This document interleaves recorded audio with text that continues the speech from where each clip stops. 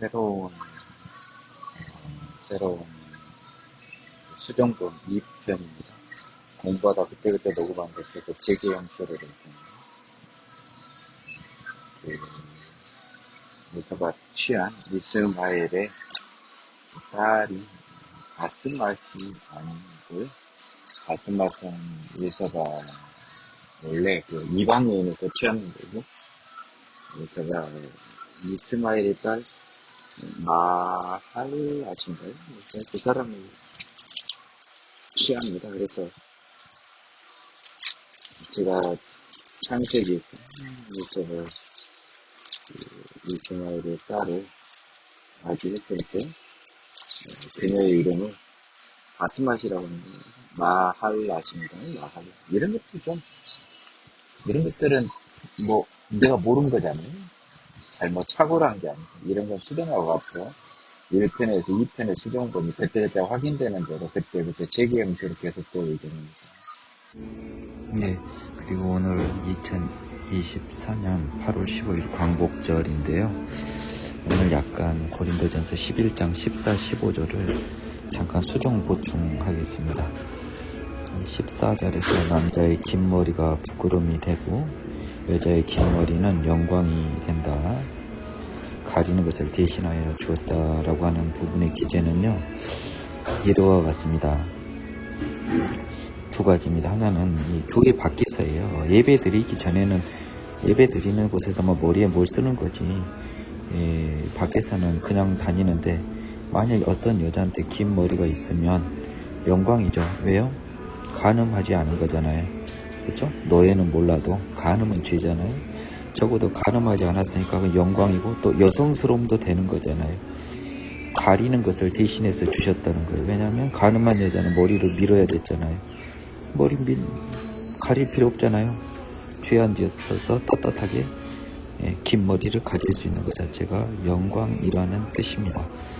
14절에서는 남자는 긴 머리가 부끄럽다는 건데요. 14절에 숨어있는 것은 당시에도 바울이 그 동성애에 대한 거부감을 약간 표현하고 있는 것으로 볼 여지가 있습니다. 다만 오늘자 이 수정 부분은요, 15절에 대한 수정이에요. 보완이에요. 큰 의미가 없다고 했는데 지금 다시 보니까 예배 이해의 공간에서 여자는 당연히 머리가 긴 것이 아름답고 또 나아가서 간음하지도 않았다는 증거가 되니까 가릴 필요도 없이 긴 머리를 가지는 영광을 가졌으니 그 여자에게는 이게 영광이 된다. 요 정도 의미 같습니다. 예, 또 그때 수정 부분은 보충하겠습니다. 여기는 양평 태촌에 있는 미디아 커피숍이었습니다. 예, 오늘은 8월 16일 오전 9시 반이고요. 고린도후서 4장 12절에 대해서 해석을 유보했던 부분을 보완하겠습니다. 제 강의를 참조해 주시고요. 해당 고린도후서 4장은요, 7절에서 보배를 질그릇에 가졌다라고 했는데, 이 보배는 구원의 능력이겠죠. 구원이겠죠. 구원의 핵심은 그리고 부활이고요. 그리고 그 능력은 하나님께 있다는 것입니다. 그러면서 바울이 8장 9장 8절 9절 10절 고린도후서 4장 8, 9, 10절 11절을 통해서요, 바울은 죽음에 이르는 공포, 두려움 속에서도 낙심을 하지 않고 실망하지 않았는데 그 이유가 예수 그리스도와 마찬가지로 죽음에 넘겨지더라도 그리스도의 생명을 통해서 우리는 하나님의 부활을 확신하고 또한 그 부활 직전이라도, 이게 더 중요합니다. 아직 부활하지 않았더라도 예수의 생명이 우리 몸에 나타난다라고 하는 것은 뭐겠습니까? 부활 플러스 부활 전에도 부활의 씨앗을 확실하게 한다는 거예요. 그래서 결국은 이 사람들은 부활을 믿고 또 부활의 씨앗이 확실한 걸 알고 있기 때문에 사망을 전혀 두려워하지 않는다라고 본인을 이야기하고 있습니다. 본인뿐만 아니라 바울의 이 고린도 사역팀이 포함되겠지요. 그래서 12절에서 그런즉 사망은 우리 안에서 역사하고 생명은 너희 안에서 역사한다는 건 뭔 말이냐면요. 바울의 머릿속에 들어가 보지는 않았지만 요 느낌은 맞는 것 같습니다. 뭐냐면 반대로 종합해서 가면요. 12절과 관련해서 8절부터 11절을 해석하면 뭐냐면 우리에게는 사망은 사망대로 힘이 없는 의미가 되는 거고요. 그렇죠? 사망은 힘이 없는 거고 생명은 진짜고 영원한 것인 것을 우리는 알게 돼요. 사망은 우리 안에서 역사한다라고 하는 것은요. 여러분들이 오해하시면 안 될 것 같습니다. 뭐냐면 사망은 우리 안에서 아무런 의미가 없는 것이고 우리는 사망을 이겨서 사망을 두려워하지 않고 생명, 즉 부활의 그리스도의 생명, 부활의 생명은 너희 안에서 역사한다라고 동사가 현재형으로 써져 있어요. 그래서 그러면 바울 일행 앞에서는 생명은 역사 안 합니까? 더욱 역사하죠. 더욱 확실하죠. 따라서 이 취지는 뭐냐면요. 우리는 사망마저도 두려워하지 않는 우리를 부활과 예수 생명을 소망하는 너희는 우리처럼 사망마저도 소망을 해라고 하는 그런 취지예요, 여러분. 이 너희들을 고린도의 믿음이 약한 너희들은 생명은 되게 그리스도의 생명은 소중하게 생각하고요. 그것을 추구하고 그것을 겁나 내 것으로 만들려고 너희들 앞에서 이 그리스도의 생명과 부활이 엄청난 매력을 갖고 힘을 가지고 너희들이 그것을 사모하고 있는데 우리와 같이 사망마저도 아무렇지도 않게 받아들임으로써 생명이 온전히 역사하게 하라는 거예요. 그래서 생명이 역사하기 위해서는 사망이 역사해야 돼요. 사망이 아무 의미가 없다는 것이 먼저 전제돼야 되는 겁니다. 굉장히 중요한 결론을 내고 있어요. 근데 숨겨져 있죠. 일반 사람들의 지혜로는 알 수가 없습니다. 이 12절은 바울이 그런즉 사망은 우리 안에서 역사하고 생명은 너희 안에서 역사한다 이 말은 너희가 아직 사망을 온전히 못 넘은 것이 안타까운 거예요. 그래서 너희도 우리와 같이 사망대로 역사하고 생명은 그것에 기초해서 생명은 생명대로 역사하는 온전한 복음의 은혜를 누리라는 것이 그 취지입니다. 그래서 고린도에 있는 성도에 비해서 사망마저도 두려워하지 않고 사망의 힘이 마치 사망이 우리 안에서 역사한다 해서 뭔 힘이 있다는 게 아니고요. 사망이 아무런 의미가 없다. 즉 육체적 죽음은 아무런 의미가 없다. 즉 죽음을 넘어버린 것은 우리가 이루었고 부활과 생명은 너희도 지금 이루었다. 복음에서 하지만 너희도 결국은 사망의 역사를 경험해야 된다. 즉 사망이 아무 힘도 없는 보잘것없는 것이고 따라서 죽음을 무릅쓰고 아무렇지도 않게 여길 수 있는 마음 8, 9, 10, 11절이 다 그거거든요. 그 마음을 너희 것이 됐을 때 본질적으로 생명도 역사하는 거예요. 즉 사망이 역사하고 생명이 역사하는데 사망은 우리는 힘이 센 걸로 생각하고 두려운 걸로 생각하고 절대적인 걸로 생각하지만 실질 파고가 아무 의미 없는 것. 생명은 영이고 힘이 없는 것처럼 보여지나 절대적인 힘이 있고 영원한 것. 100. 사망이 빵이고 생명이 100인 것을 정확히 알라. 그러려면 사망이 영인 것, 즉 사망이 가짜인 것. 즉 우리가 죽음을 아무렇지 않게 넘길 수 있는 힘이 그것이 바로 사망은 우리 안에서 역사하는 거예요. 반대에서 가면 고린도의 성도들은 아직 사망이 그들 안에서 역사를 못하고 있어요. 즉 사망을 두려워하고 있다는 겁니다. 오직 생명 안에서만 역사하고 생명만이 너희 안에서 역사하고 있다는 거예요. 아주 무서운 진리고요. 기독교의 본질적인 진리입니다. 받을 수 있는 분만 받아내시기를 바랍니다. 8월 17일 주일을 앞둔 토요일 2014년 8월 17일에 또 보충 들어갑니다. 앱에서 제가 이걸 풀어준다고 했고 그냥 지나쳤어요. 세월을 아끼라 때가 악하니라라고 돼 있는데요. 킴 제임스 버전에서는 Redeeming the Time이라고 돼 있고요. 그러니까 NIV 성경에서는요, Making the most of every opportunity라고 돼 있습니다. NIV 성경에서는요, 모든 기회를 가장 잘 활용해다라는 그런 의미 같고요. 킹 제임스 버전에서는 Redeeming the time, 시간을 쓰라는 말이죠. 사용하라는 말이니까요.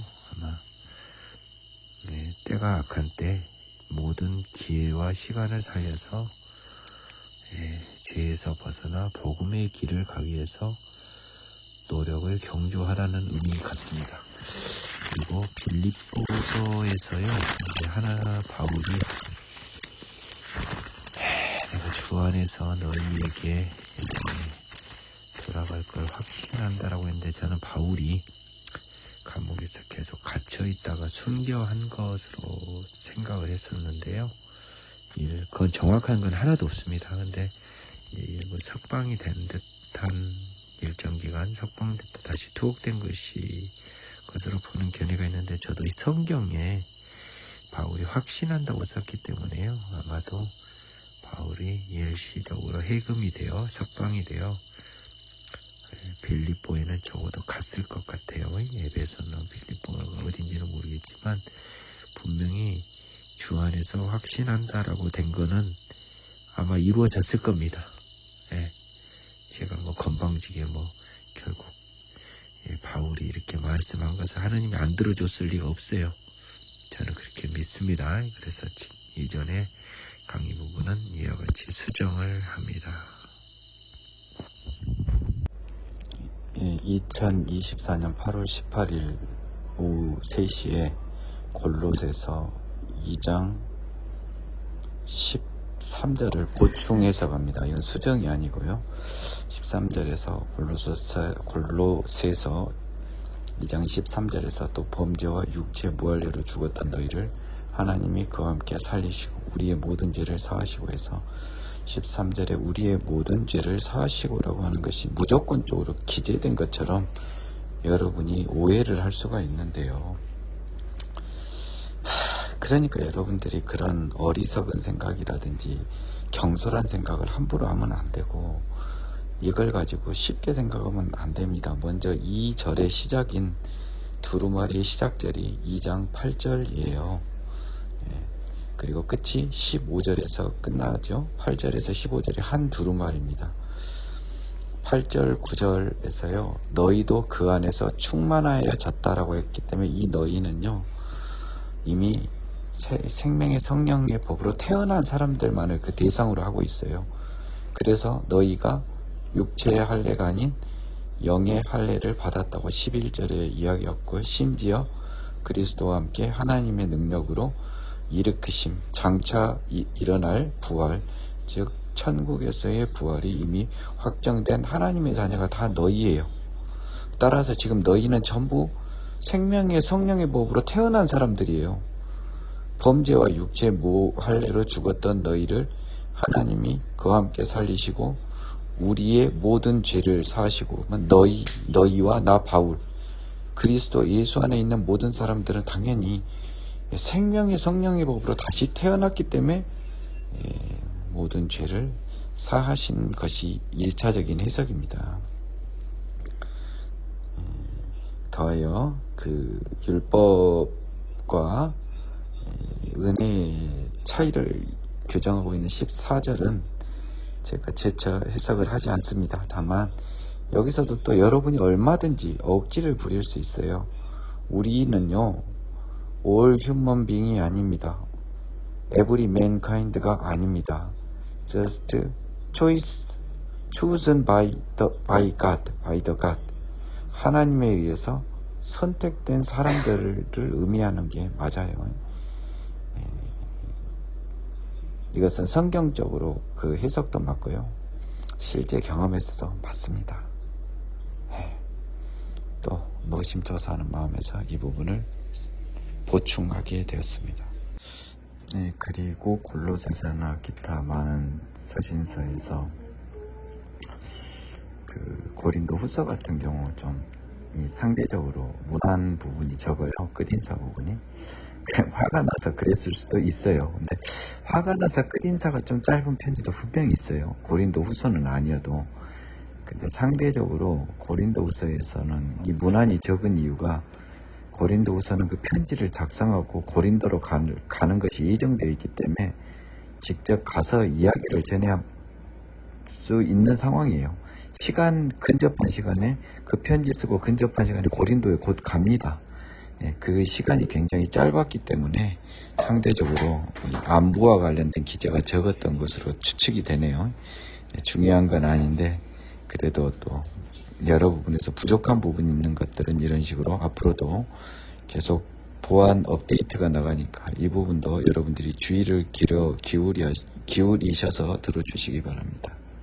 네, 오늘은 수정 보충 2의 마지막일 것 같아요. 제가 이렇게 수정 보충을 하고 올리지 않습니까? 그래서 오늘은 오래간만에 이 자료를 유튜브에 올리면 한번 유튜브에 올리면 수정을 더 할 수가 없어요. 이후 수정은 수정 보충 3이 됩니다. 빌립보서의 루디아라고 하는 그 빌립보의 그 자세곡 갑장수로서 2차 선교여행 당시 바울 일행을 공개하였던 루디아라는 사람이 있는데요. 빌립보서에서 비누정사 루디아라고 한 거예요. 제 집중력과 제 착오가 하도 많은 것 예를 들기 위해서 알려드립니다. 비누정사 루디아는요, CBS 아니죠 뭐죠 극동방송 라디오 광고에서 제가 그 루디아를 흉내내서 비누 광고를 하더라고요. 자세고 검장수입니다. 아주 재밌는 코미디가 녹음이 됐습니다. 그리고 간략하게 이 마지막 수정 보충 일을 하면서 여러분 그 오카논 목사님하고 박한주 목사님 굉장히 힘들어하는 것이 보여요. 뭐냐면 왜 성령을 받았다고 하는데 죄를 지을까라고 하는 걸 되게 궁금해 하시더라고요. 그리고 그걸 되게 답답해했어요. 본인도 마찬가지인 것 같아요. 본인들도 짓지 말아야 되는데 라는 거죠. 그 생각을 한 것이 어떻게 보면 더 대단하다고 생각은 드는데요. 성령을 받으면 죄를 짓지 않습니다. 내가 누차 이야기하지만 시간이 걸려서 짓는 죄, 고의적인 죄는 시간 고의적으로요. 즉 죄를 짓는다 안 짓는다는요. 성령님을 내 안에 들어온 성령님을 근심하게 하는 행위가 이루어지느냐 안 이루어지느냐의 차이예요.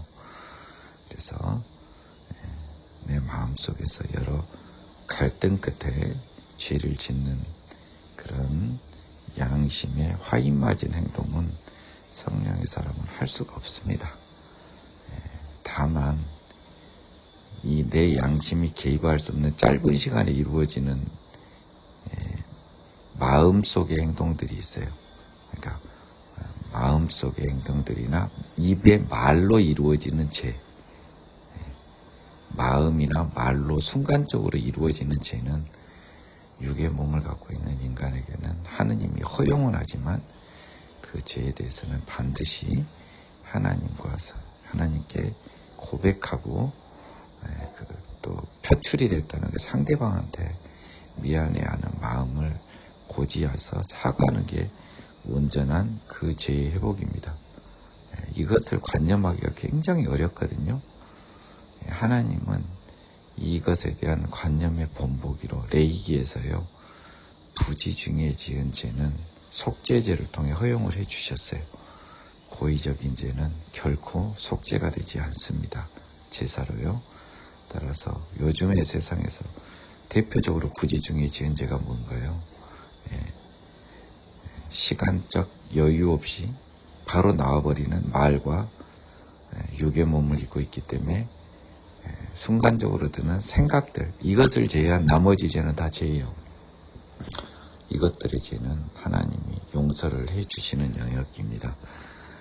다만 그 마음에서 바로 벗어나야겠죠. 하지만 시간이 걸려서 마음속에서 생각이 이루어진 다음에 죄를 짓는 것은 나의 주인이 하나님, 성령님, 마음의 법으로 이끌림을 받는 사람이 아니고 내가 사단의 종으로서 육신의 법으로 사는 사람이기 때문에 그래요. 바울 선생님의 고백처럼 마음속으로는 하나님의 법을, 육신으로는 죄의 법을 섬기지만, 여긴 좋아요. 그렇지만 마음의 법이 육신의 법을 항상 이긴다라는 게 생략이 돼 있어요. 오늘 아침에 이것을 다른 곳에서 누차 이야기지만 수정보충 이어서 다시 언급을 하고 싶습니다. 마음의 법으로 육신의 법을 이기는 것이 생명의 성령의 법으로 태어나서 죄와 사망의 법에서 해방된 것이지, 여전히 육신의 법을, 육신의 법이 마음의 법을 이기는 사람이 그리스도의 자녀라고는 생각할 수 없죠. 그런 사람들을 그냥 복음에서 떠나라, 이게 아니죠.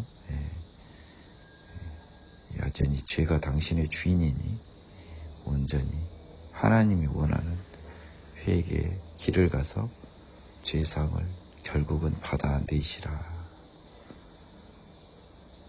이 말씀을 아침에 꼭 전해드리고 싶습니다. 오늘은 8월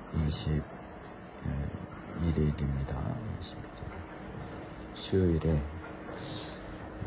2024년 8월 20일 수요일에 요한복음 4장 35절부터 38절 제가 보충을 했는데 거의 보충 설명이 맞아요. 그 강의 들어보세요. 해당 부분. 다만 여기서 추수하는 것은 하나님의 자녀를 수확하는 겁니다.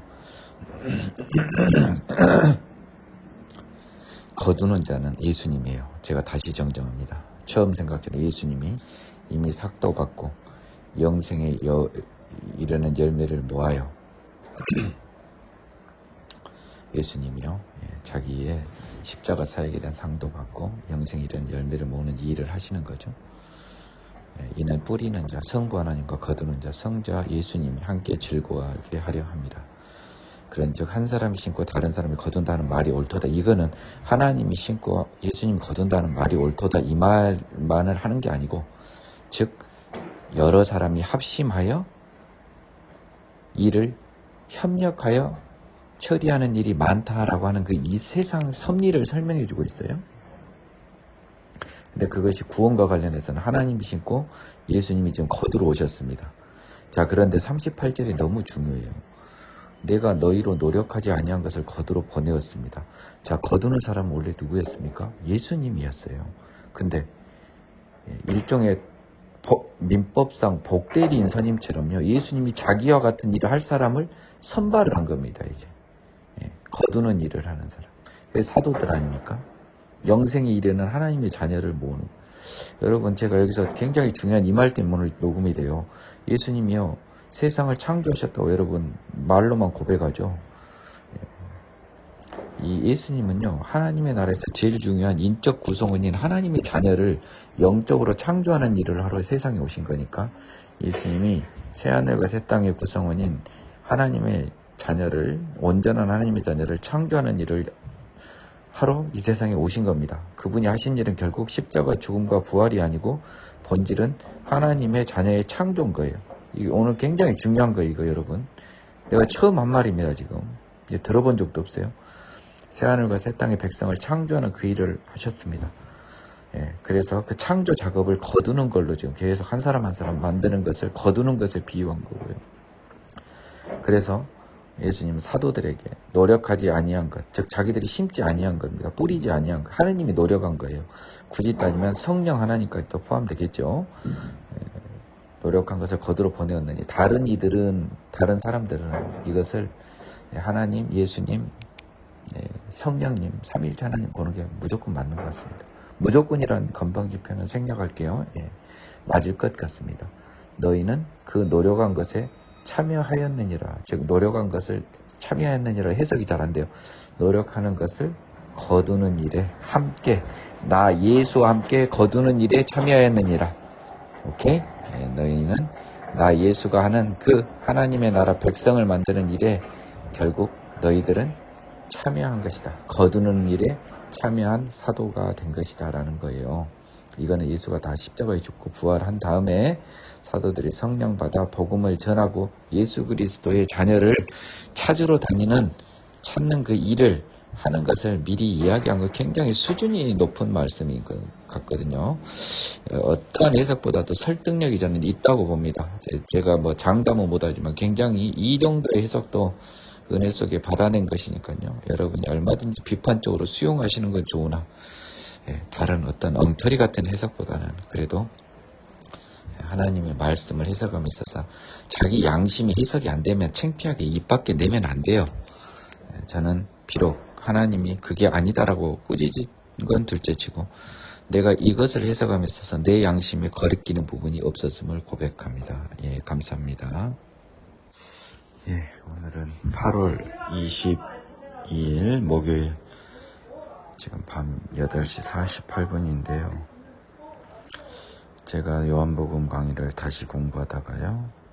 요한복음 14장 부분에서 25절부터 31절까지의 그 두루마리 부분이 건너뛰어버린 사실을 발견했습니다.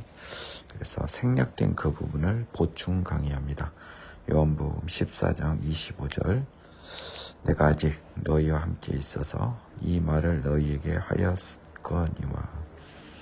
지금 이 말 중에 대표적인 것은요, 사랑이었습니다. 그쵸? 낮아짐. 세상적으로 사랑 낮아짐이고요. 영적인 사랑은 뭐죠? 예수님의 계명을 지키는 거였죠. 세상적인 사랑과 영적인 사랑을 이야기한 포괄한 사랑을 이야기하신 예수님입니다. 보혜사 곧 아버지께서 내 이름으로 보내실 성령 그가 너희에게 모든 것을 가르치고 내가 너희에게 말한 모든 것을 생각나게 하리라. 이 26절은 보혜사를 정의하고 있는 첫 부분하고요. 보혜사의 그 역할을 설명하고 있는 두 번째 전문과 후문으로 구별해 보시면 됩니다. 보혜사는 하나님께서 예수님 이름으로 보내실 성령이에요. 따라서 여기를 통해서 우리는 예수님이 보이는 보혜사고 성령님이 보이지 않는 예수.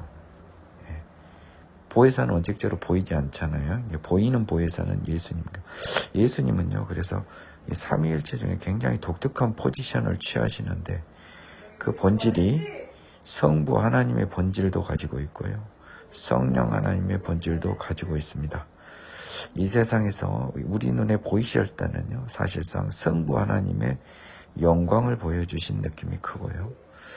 막상 십자가 사역을 마치시고 하늘에 오르사 전능하신 하나님 우편에 앉아 계셔 결국은 성령님의 어떤 모습으로 보이지 않는 보혜사로서의 모습을 가지고 계신 거예요. 왜냐하면 보혜사가 예수님 이름으로 보내는 성령이니까. 예수님 이름은 같단 말이에요. 성령과 예수님이 같단 소리입니다. 그분 보혜사께서는요, 우리에게 모든 것을 가르칩니다. 그리고 예수님께서 지금 복음서에서 말한 것을 생각나게 해요. 따라서 성령님의 내주, 생명의 성령으로 태어나지 않으면 복음서를 이해할 수가 없는 겁니다. 그 다음에 이 평안을 너희에게 끼치노니 곧 나의 평안을 너희에게 주노라.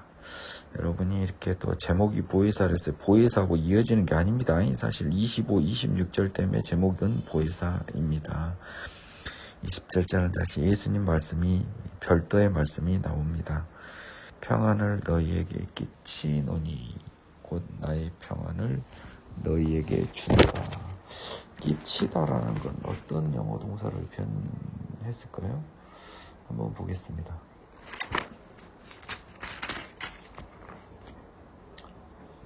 peace, I live with you. 평안을 너희에게 남겨둔다라고 하는 겁니다. live with you. 누구누구에게 남겨주는 거죠. 물려준다는 겁니다. 물려줘. 평안을 너에게 물려준다라고 하는 게 끼치노니 하면 약간 좀 이상해요. 평안을 너희에게 남겨주노니, 물려주노니 곧 나에게 있어요. 지금 하나님이 용돈 우리한테 주는 것처럼 하나님 주머니에, 예수님 주머니에 평안이 있어. 그러니까 남겨놓고 가시는 거예요. 그분이 곧 나의 평안을 우리에게 준답니다. 자, 내가 너희에게 주는 것, 주는 평안이겠죠. 세상이 주는 것, 세상이 주는 평안과 다르겠죠. 너희는 마음에 근심하지도 말고 두려워하지도 말라. 이 절이요, 성경 전체에서, 신약 성경에서 굉장히 중요한 말씀입니다. 14장 27절이요. 예수님은 이 부활 후 일성으로 너희가 평안하냐라고 말씀하셨어요. 지금 생각해보니까 뭔 말이에요? 너희들 내가 준 거 받았냐 이 소리 아닙니까? 그리고 한편 뭡니까? 내가 너희에게 준 것 중에 그것이 이 세상에서는 제일 크다는 거 아닙니까? 그 말 아니에요. 그러니까 잘 챙겨 먹으라는 거예요. 이 세상에서는. 이 평안이라고 하는 것은요, 예수님의 자녀만이 가질 수 있는 거예요. 세상이 주는 것과 다릅니다. 예수님이 주는 평안은요, 세상이 주지 못해요. 마음에 근심하고 두려워하지 말라. 불안 마귀를 이길 수 있는 유일한 힘은 예수님이 주신 평안입니다. 근데요, 이 평안은 한 차원 더 높게요, 추상적으로 오지 않아요. 선하신 하나님의 주권을 인정하기 때문에 우리 시간 기준으로 미래, 그리고 다른 사람의 속마음, 이것들로부터 불안해하고 그것을 추적해보고 유추해보고 긍정적으로 부정적으로 예상해보는 이런 모든 더러운 하나님의 주권을 침해하는 행위를 금함으로써 오직 하나님이 나를 위해 가장 좋은 길을 예비하고 계시다는 이 믿음, 선하신 하나님의 주권에 대한 믿음이 평안에 대한 본질적인 근거가 되는 겁니다. 따라서 평안은 하나님의 선하신 주권을 온전히 고백하는 자가 누리는 거죠. 하나님의 선하신 주권을 인정하는 사람들은 당연히 예수님도 인정할 거 아닙니까? 예수님도 하나님이 보내신, 선하신 하나님이 보내신 걸 다 인정할 거 아니에요. 내가 갔다가 너희에게로 온다 하는 말을 너희가 들었나니, 이미 이야기했잖아요. 언제 이야기했습니까? 아까 14절 초반부 제가 이야기했죠. 가서 거처를 예비하고 너희를 와서 다시 영접한다고 하지 않았나요? 그러니까 이 말을 너희가 들었으니까, 나를 사랑하였더라면 내가 아버지께로 감을 기뻐하였으리라. 아버지는 나보다 크심이라. 나를 사랑하였더라면 이라고 썼는데요. 한번 궁금해서 보겠습니다. 28절.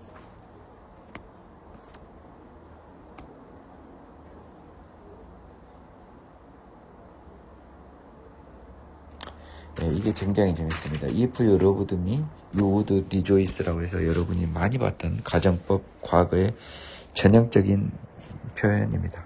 그럼 뭐예요? 나를 사랑하였더라면 아버지께로 감을 기뻐했을는데, 나를 사랑하지 못했으니까 아버지로 감을 지금 불안해하잖아요. 이게 가정법 과거니까. 그러면 이 사랑하였더라면 속에는 뭔 말이냐면, 너희가 나를 온전히 사랑하고 온전히 아끼고 또 내 말을 믿었더라면 지금 내가 아버지께로 가는 것을 기뻐해야 되는데 기뻐하지 않고 있는 거예요. 지금 제자들이. 아버지는 나보다 크심이라. 내가 아버지는 나보다 크고 우리 모두의 주인이신 성부 하나님께 내가 돌아가는 것을 너희가 나를 진짜 온전히 사랑하고 믿고 나와 하나가 됐다면 기뻐했을 텐데 너희들이 지금 기뻐하지 않는 거예요. 근데 너희들 나중에 알아라. 하나님은, 성부 하나님은 나보다 크시다.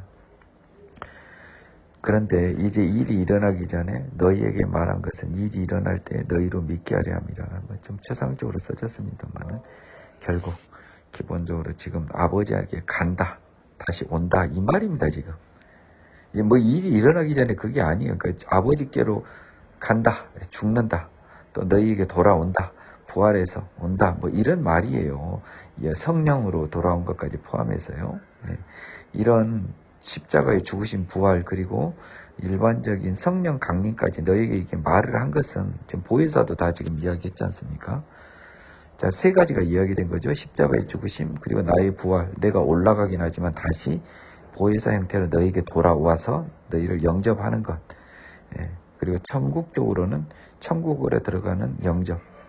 세상의 종말과 우리 죽음 때 오는 영접을 미리 말한 것은 막상 그 일이 일어날 때 너희로 믿게 하려 함이라 라고 하는 것이 아니라 나는 그렇게 당황하지 않게 하려 함이라 라고 보는 게 맞을 것 같아요.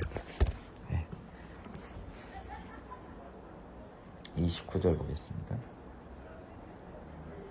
You may believe에서 너희가 믿게 하려라 써졌는데 저는 그보다는 차라리 너희가 뭘 믿어요, 믿기는. 그러면 저 사람이 하나님의 아들이었고 예수님인 것을 믿는 거 아닙니까? 근데 그 차원에서 더 나아가 당연한 거 이제 이 일이 일어나면 당연히 믿어질 거 아닙니까? 성령까지 오시는데 저는 당황하지 않게 하렵니다라는 그 의미가 좀 더 크겠는데 불안하거나 걱정하지 않게 합니다. 제가 이 말을 왜 하냐면요. 요한계시록이나 이런 우리가 이해하기 어려운 말이 막 써졌잖아요. 지금 종말에 관한. 왜 써졌냐? 아마도 우리가 정말 직전에 그걸 경험할 수도 있지만 각각의 죽음을 경험할 때 죽음을 지나 천국에 갈 때 그 짧은 순간에 그 시간의 터널을 지날 수도 있겠다는 생각을 내가 예전에 한번 했던 것을 기억하신 분이 있을 거예요. 예.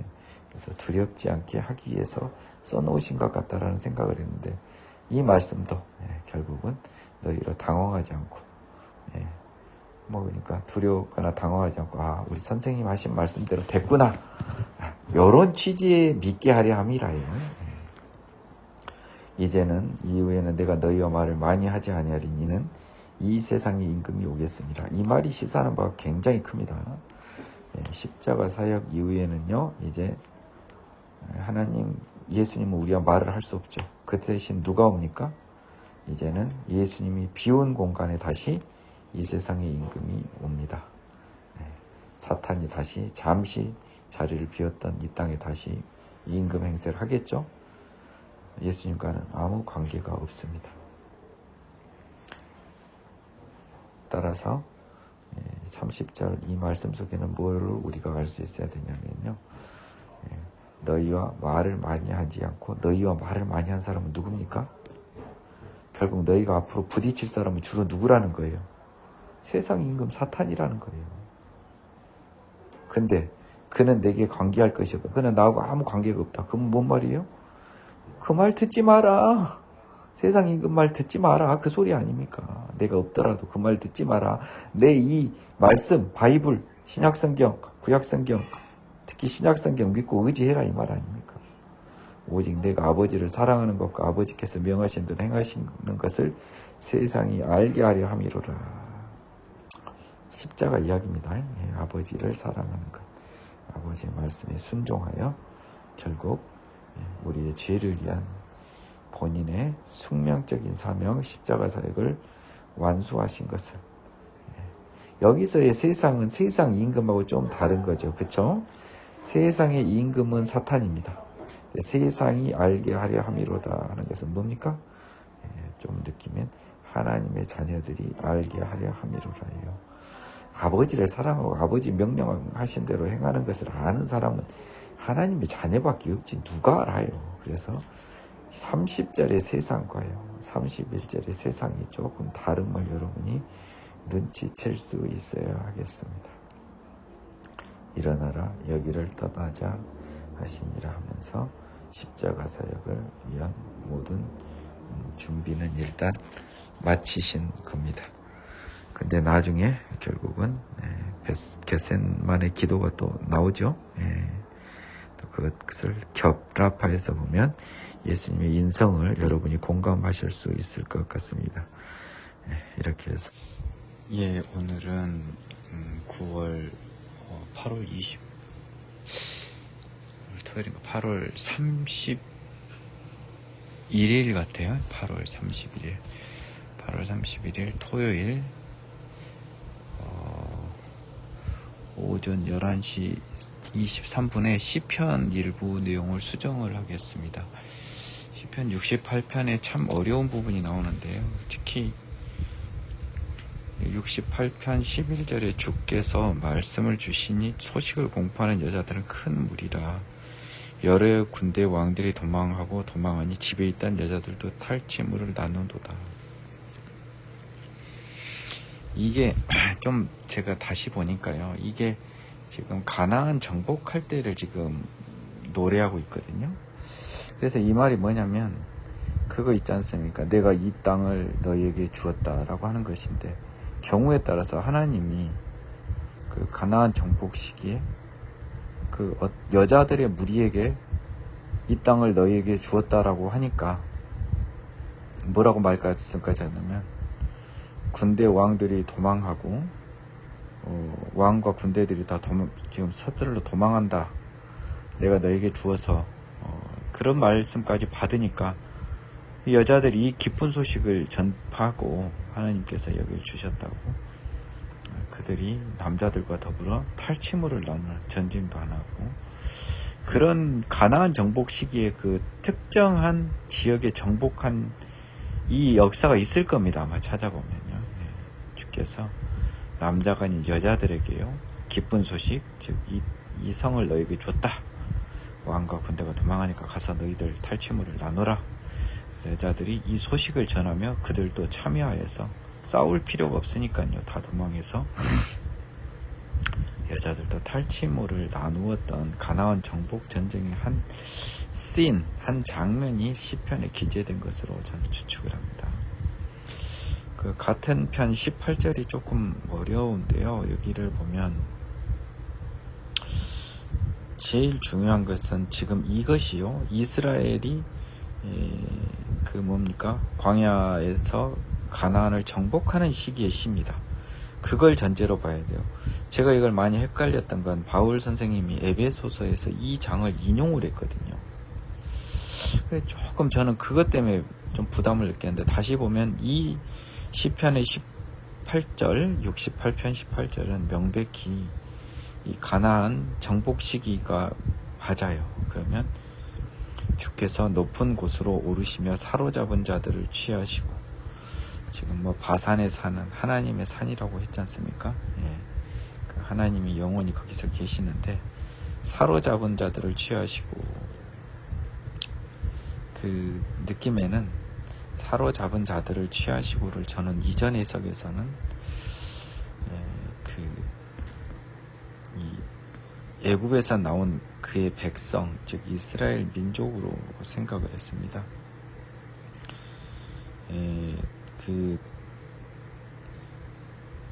그래서 저는 이제 그 사람들한테 많은 그 선물을 받았고, 그리고 그 심지어 반역하는 사람들로부터 받았는데 그것은 하나님이 거기에 그들과 살고자 하셨기 때문이다라고 이렇게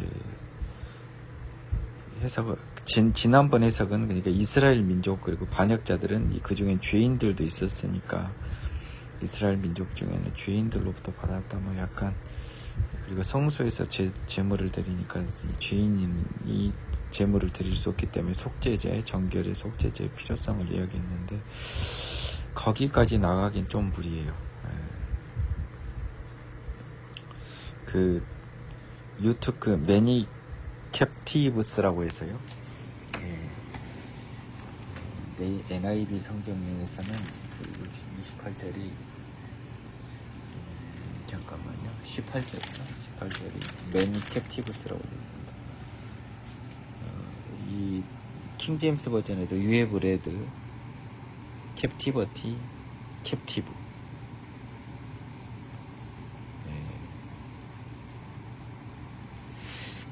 여기서도 캡티버티란 말이 포로란 말이잖아요. You have read captivity, captive. 포로들을 포로되게 했다라고 하는 느낌인데, 그 다음에 You have received gifts among men, even from rebellious라고 돼 있거든요. 그래서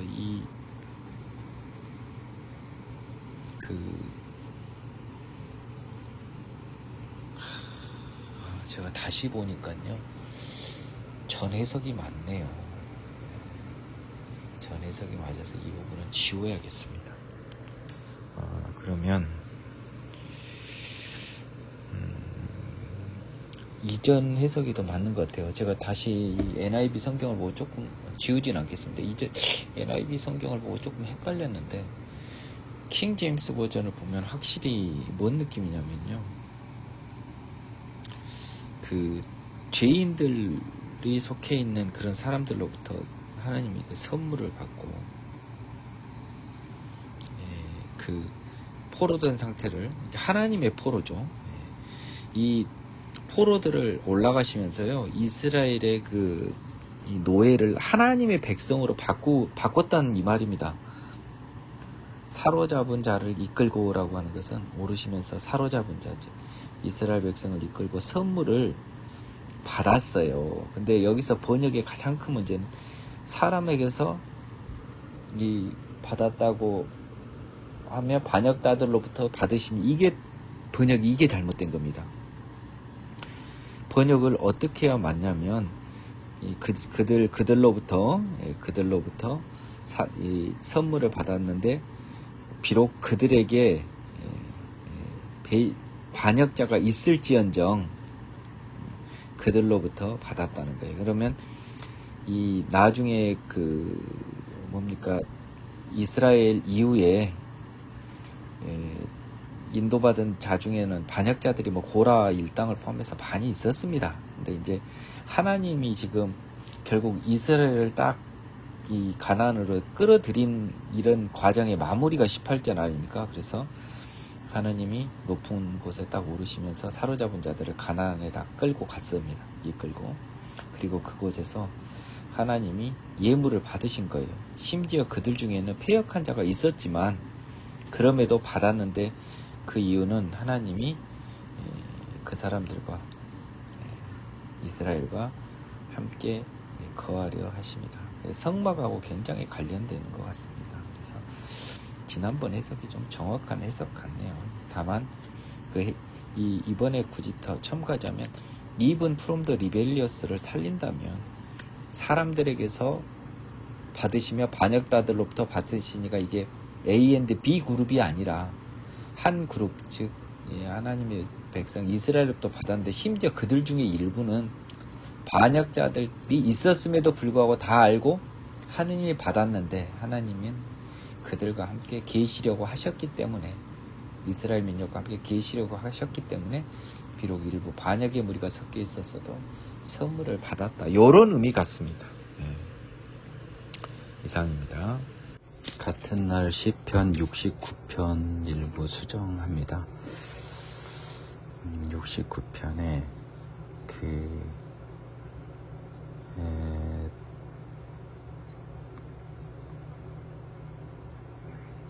7절이요. 내가 주를 위하여 비방을 받았사오니 수치가 나의 얼굴에 덮였나이다 라고 하는 그 부분을, 제가 종전에는 수치를 당한 게요, 다윗이 지금 하나님으로부터 연결이 끊긴, 하나님이 등을 돌린 그런 것이 다윗의 수치라고 제가 해석을 했는데, 비방이요. 그래서 주를 위하여 비방을 받사오니 수치가 나의 얼굴에 덮였나이다 라고 해서, 약간 다윗이 잘못할 일을 했다라는 듯한 해석을 했어요. 근데 NIV 성경을 보니까 뭐라고 써졌냐면, For I endure scorn for your sake 라고 해서 명백히 다윗이 하나님을 위해서 경멸함을 참았다는 거거든요. 그래서 그 부분의 해석이 조금 잘못된 것 같아요. 그래서 69편의 7절 내가 주를 위하여 비방을 받았사오니 라고 하는 것은 말 그대로 진짜로 다윗이 하나님을 위한 열성으로 다른 사람들로부터 비난이나 조소, 멸시를 받은 거예요. 그래서 적어도 이걸 이렇게 해석해야 돼요. 그러니까 수치가 내 얼굴에 덮였나이나 적어도 세상적인 수치는 얼굴에 덮였죠. 제가 이걸 놓친 거예요. 이걸 진정한 수치가 아니에요. 세상 사람들의 비난으로 인한 이 수치는 진짜 수치가 아니죠. 하나님께 당한 수치가 진정한 수치인데요. 저는 이걸 후자로 잘못 봤는데요. 이 수치는 세상적인 수치에 불과한 겁니다. 따라서 하나님을 위하여 비방을 받은 다윗은 세상적인 수치가 얼굴에 덮였지만 그 뒤에는 뭔가 따를까요? 하나님의 보상이 따르겠죠. 하나님 앞에서는 수치스러운 게 전혀 아니고 어떻게 보면 명예스러운 거죠. 제가 그 부분을 조금, 수치라고 하는 것은 세상적 수치였는데 하나님 앞에 수치라고 제가 착각을 한 거예요. 너무 좀 깊이 들어간 겁니다. 그래서 조금 오버해서 해석하는데 그 부분을 정정합니다.